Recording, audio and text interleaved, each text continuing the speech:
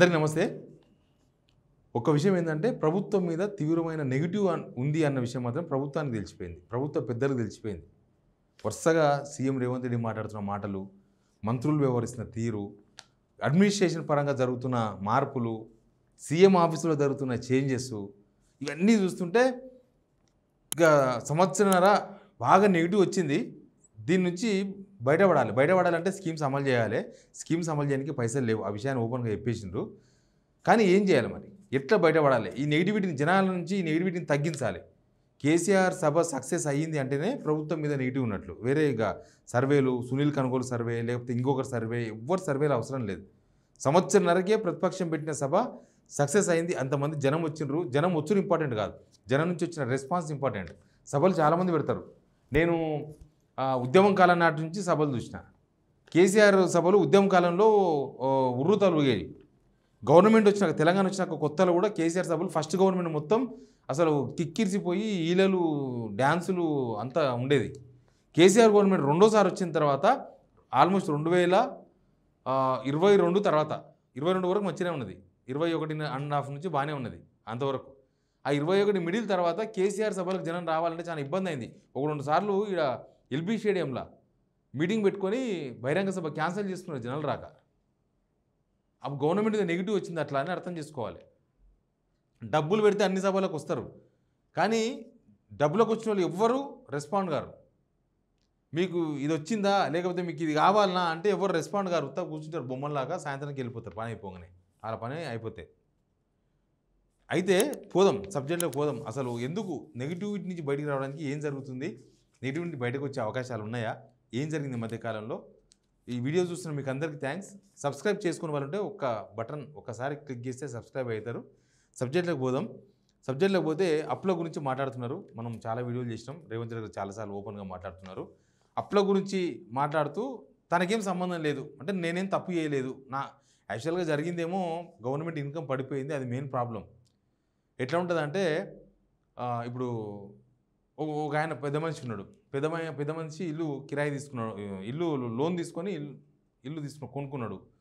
కొన్న తర్వాత దానిలో కొంచెం కిరాయి ఇచ్చి కొంచెం వెళ్ళేటట్లు మరీ బడిని పడకుండా కనీసం ఆ ఈఎంఐ ఒక 30,000 ఉందనుకో, 30,000లో ఒక 10,000 15,000 ఈ వచ్చేటట్లు కిరాయి అంతా పెట్టుకొని ఉన్నాడు, నడిపిస్తున్నాడు. అడిగినప్పుడు ఈ కొడుకు ఆ పెద్ద మనిషిని ఏదైనా ఇప్పియమని అడిగినప్పుడల్లా లేదు మనకి ఇబ్బంది అవుతుంది, మొన్న లోన్ తీసుకున్నాం, మనం ఇల్లు తీసుకున్నాం, కింద 10,000 వస్తుంది రెంటు, మనకి ఇంకా 20,000 తుట్టి పడుతుంది, ఆ 20,000 రూపాయలు నేను మళ్ళీ అడ్జస్ట్ చేయాల్సి వస్తుంది, నా జీతంకి వెళ్ళి ఇవ్వాల్సి వస్తుంది, లేకపోతే పలానా ఏదో ఇవ్వాల్సి వస్తుందని తండ్రి చెప్తూ ఉంటాడు. చెప్తుంటే ఇక పెద్దగా అవుతుంది గొడవ. పెద్దగా అయిపోయి తండ్రి ఏం చేస్తారంటే నువ్వే ఏమైనా వేసుకోపో, నువ్వే నడిపి, నీకు అంతా ఉంటాయని చెప్పేసి కొడుకు ఇచ్చేస్తాడు. కొడుకు ఇవ్వగానే ఏం చేస్తారంటే ఇంట్లో ఉన్న వాళ్ళని ఖాళీ చేపిస్తాడు. ఫస్ట్ ఖాళీ చేపించేసి మొత్తం సున్నాలు వేస్తాడు. సున్నాలు చేస్తుంటే తండ్రి అనుకుంటాడు మా కొడుకు ఏదో పెద్ద స్కెచ్తో ఉన్నాడు, పెద్ద ప్లాన్తో ఉన్నాడు, ఏదో నడిపిస్తున్నాడు, ఇంకా ఇప్పటి నుంచి ఇంకా ఎక్కువ సంపాదిస్తాడేమో అని చెప్పి వదిలేస్తాడు. వదిలిన తర్వాత ఆ ఇల్లు కిరాయికి ఇయ్యాడు. రోజు దోస్తులతో నా మీటింగులు, సాయంత్రం మీటింగులు, పొద్దుగాల మీటింగులు, రోజు ఇంకా అదొక పెద్ద కల్చరల్ క్లబ్ లాగా తయారైంది. అక్కడ ఏం ₹1 ఇన్కమ్ రాదు, మొత్తం ఫ్రెండ్స్తో మీటింగులు తప్ప ఏముండవు. ఏ మీటింగ్లో మీకు అర్థమై ఉంటుంది. ఇక ఏమైంది, ఇన్కమ్ పడిపోయింది మొత్తానికి. వచ్చే ఆ 10,000 రెంట్ కూడా పడిపోయింది. ప్లస్ ఈ సున్నమేనికి ఇజ్జేనికి ఇంకా అప్పు చేయాల్సి వచ్చింది. పైన అప్పు అట్లే ఉంది. ఆ ఈఎంఐ కూడా వెళ్ళలేని సిచ్యువేషన్కి వచ్చింది. లాస్ట్కి ఆ కుటుంబం రోడ్డు మీద పడ్డది. సేమ్ మనం అదే పరిస్థితిలో ఉన్నాం. మనం ప్రాజెక్టులు కట్టినప్పుడు అప్పులు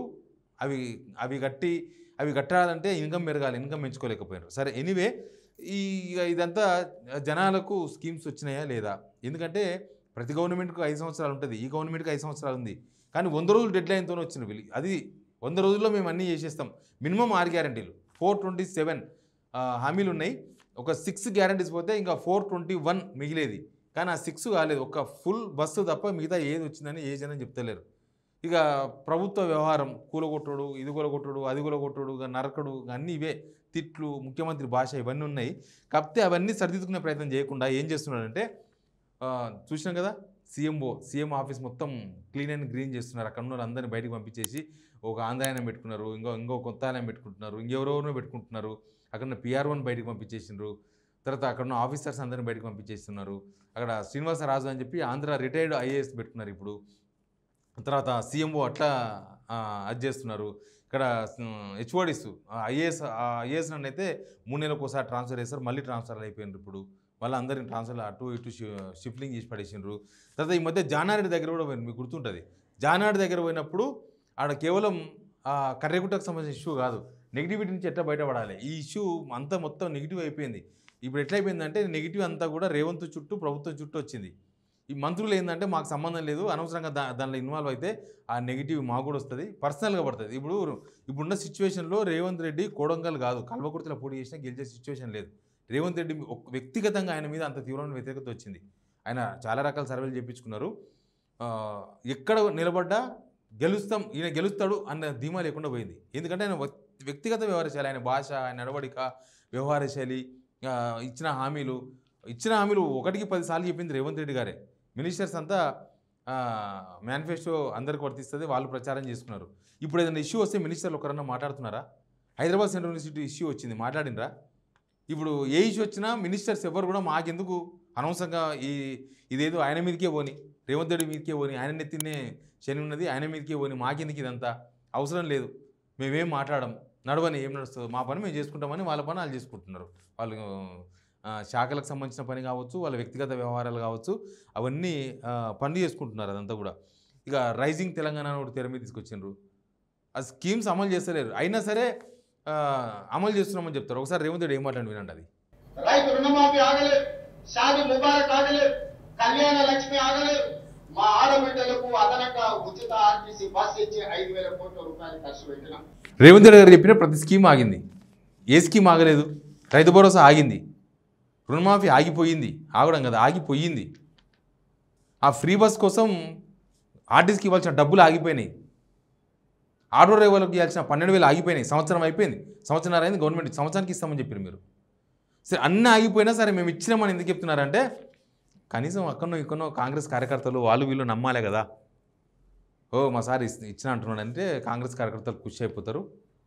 ఇవ్వకున్నా సరే జనం ఏమన్నా కానీ ఇట్లా నెగిటివిటీ తగ్గించుకోనికే ప్రయత్నాలు చేస్తున్నాం. మాకెందుకు ఇదంతా అని మీ మంత్రులు ఇటు చూస్తున్నామో ఇది చాలా ఇష్యూస్ తెర మీదకి వచ్చారు. కులగణనలో వీళ్ళు అసలు మొత్తం ఇప్పటిదాకా ఫైనల్ అవుట్పుట్ ఇవ్వనే లేదు, ఫైనల్గా రిపోర్ట్ ఇవ్వనే లేదు. కానీ మాదే దేశం ఆదర్శంగా తీసుకున్నది, అన్నిట్లో మనమే నెంబర్ 1 ఉన్నాం, అన్నిట్లో నెంబర్ 1 అంటారు, పైసలు లేవంటారు, అన్ని స్కీమ్స్ అమలు చేసినామంటారు.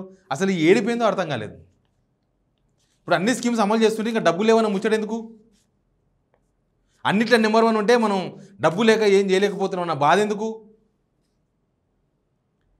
అన్నీ ఉన్నాయంటారు, అన్నీ లేవంటారు, రైజింగ్ నెంబర్ 1 అంటారు, చూస్తే ఏమి రావు. అంతా ఈ ఎట్లా వేడి నుంచి కొలిమిలోకి వెళ్ళి బయట పడడానికే ఏం అర్థమైతే లేదు. ఎట్లా తిరిగి కాలం గడిపేద్దాం, ఏదో 3 సంవత్సరాలు తర్వాత విషయం తర్వాత కాలం గడిపేద్దాం, వ్యక్తిగతంగా దెబ్బతినొద్దు అని అనుకుంటున్నారా? లేకపోతే అప్పుడప్పుడు 10 సంవత్సరాలు నేనే ముఖ్యమంత్రి అంటాడు, అది ఏ పార్టీకి అవుతారో తెలియదు. 10 సంవత్సరాలు ముఖ్యమంత్రి కాంగ్రెస్ నుంచి అయితే అయ్యే అవకాశాలు లేవనిపిస్తుంది, పరిస్థితులు అలా కనిపిస్తున్నాయి.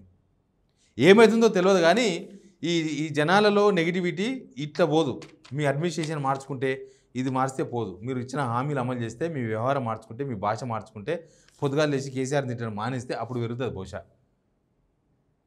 చూద్దాం నెగిటివిటీ తగ్గుతుందా ఈ చర్యలతోనా? ఇప్పటి నుంచి మేము ఇప్పటిదాకా ఒకలాకుంటాం, ఇప్పటి నుంచి ఇంకోలాగా అంటున్నారు. ఇప్పటిదాకా మేము అన్నీ సెట్ చేసుకున్నాం, ఇప్పటి నుంచి మొత్తం అన్నీ ఉంటాయి చూసుకోండి అని చెప్తున్నారు. మరి ఇప్పటి నుంచి ఏముంటావో తెలియదు. కాకపోతే రాష్ట్ర ఆర్థిక పరిస్థితి రోజు రోజుకు దిగజారుతుంది, మీదకి వస్తలే దిగజారుతుంది, ఇంకా రోజు మంత్ లోపలికి పోతుంది. రేపు జూన్ జూలైకి పోయిన తర్వాత ప్రభుత్వ ఉద్యోగులకు జీతాలు ఇచ్చే అవకాశం ఉండదేమో. చూస్తేలే మా ఆర్టీసీది, మా తన పైసలు లేవు, మీరు ధర్నా వేయకండి, మీరు వచ్చి మాట్లాడుకోండి ఏమన్నా ఉంటే, మా తన ఉన్న సిచ్యువేషన్ ఇది, మేము ఇంతకన్నా ఎక్కువ చేయలేమని ఓపెన్గా చెప్పేసిండు. ఎనీవే అసలు ఈ కన్ఫ్యూజన్ ఏందో, ఈ వ్యవహారం ఏందో జనం అర్థం చేసుకోవాల్సిన అవసరం ఉంది. Please subscribe signal TV.